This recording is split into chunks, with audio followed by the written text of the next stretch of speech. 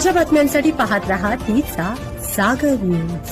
सध्या राजकारणाच्या पटलावरती आपण पाहिलं तर नवनीत राणा चांगल्याच ॲग्रेसिव्ह झाले। नवनीत राणांनी पहिलं स्टेटस केलं आणि आता दुसरं स्टेटस केलं। दुसरं स्टेटस चांगले चर्चेत आलं।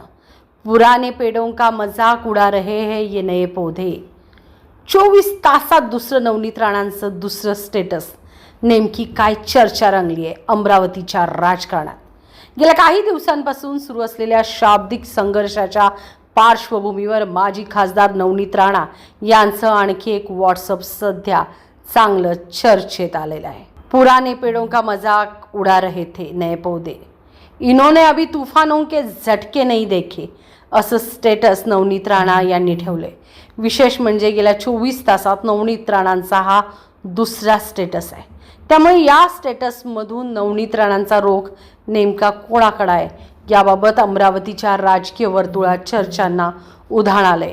हे स्टेटस पक्षातील स्वकीयांना उद्देशून आहे की विरोधकांना याबाबत त्यांनी कोणतेच स्पष्ट संकेत दिले नाहीत।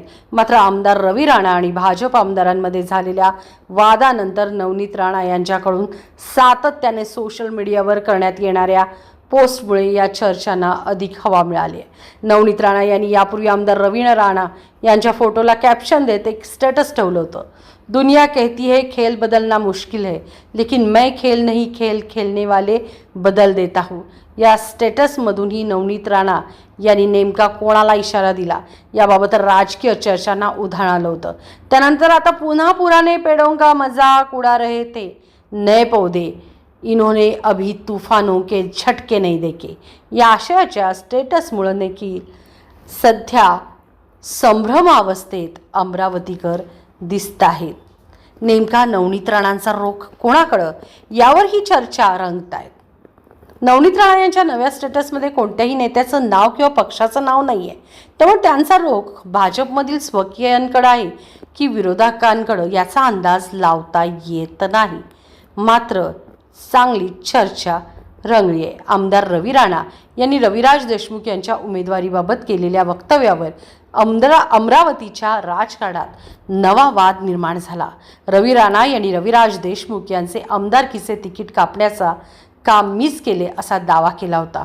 त्यांच्या या विधानानंतर भाजपानं तातडीनं पत्रकार परिषद घेत रवी राणा यांच्या दाव्याला ठाम शब्दात फेटाळून लावलं। भाजप नेत्यांच्या म्हणण्यानुसार पक्षातील उमेदवारीचा निर्णय केवळ भाजपाच्या संसदीय मंडळाकडून घेतला जातो, त्यामुळे बाहेरील व्यक्तीने अशा प्रकारचा दावा करणे चुकीचे असून रवी राणा यांचा दावा पूर्णपणे खोटा असल्याचं भाजप नेत्यांनी म्हटलेलं आहे। आमदार राजेश वानखडे म्हणाले, भाजपमध्ये कोणाला तिकीट द्यायचे किंवा कापायचे याचा निर्णय वरिष्ठ नेतृत्व घेते। आमच्या पक्षाबाबत बाहेरच्या व्यक्तींनी बोलू नये। कोणी असे दावे करत असेल तर आम्ही सर्वजण एकत्रितपणे त्याला उत्तर देऊ। आमदार प्रताप अडसड यांनीही रवी राणा यांच्या वक्तव्यावर प्रश्नचिन्ह निर्माण केलं। भाजपमध्ये उमेदवारीबाबत अंतिम निर्णय संसदीय मंडळ घेते। मी अमुक व्यक्तीचे तिकीट कापले असा दावा करण्याचा प्रश्नच येत नाही। रवी राणा यांच्या वक्तव्यात कोणतेही तथ्य नाही। कार्यकर्त्यांमध्ये संभ्रम निर्माण होऊ नये म्हणून आम्ही ही पत्रकार परिषद घेतली असं त्यांनी स्पष्ट केलं। आमदार प्रवीण पोटे यांनीही याच भूमिकेचा पुनरुच्चार केला। तिकीट कोणाला द्यायचे आणि कोणाचे कापायचे हे संसदीय मंडळ ठरवते। बाहेरील व्यक्तींनी या प्रक्रियेवर दावा करणे योग्य नाही असा दावा पूर्णपणे खोटा असून कार्यकर्त्यांमध्ये संभ्रम निर्माण करण्याचा प्रयत्न करू नये असा घणाघात लगावला होता। रवी राणा यांना चांगला टोला लगावला आणि तो वर्मी घाव लागल्यामुळे राजकारणाच्या पटलावरती सध्या स्टेटसनं एकमेकांवर प्रहार सुरू आहेत। या पुढची बातमी पाहिजे असल्यास सबस्क्राईब करा यूट्यूबवर जाऊन तिचा जागर न्यूज। बातमी आवडल्यास लाईक शेअर सबस्क्राईब करा। नमस्कार, मी शर्वरी पवार।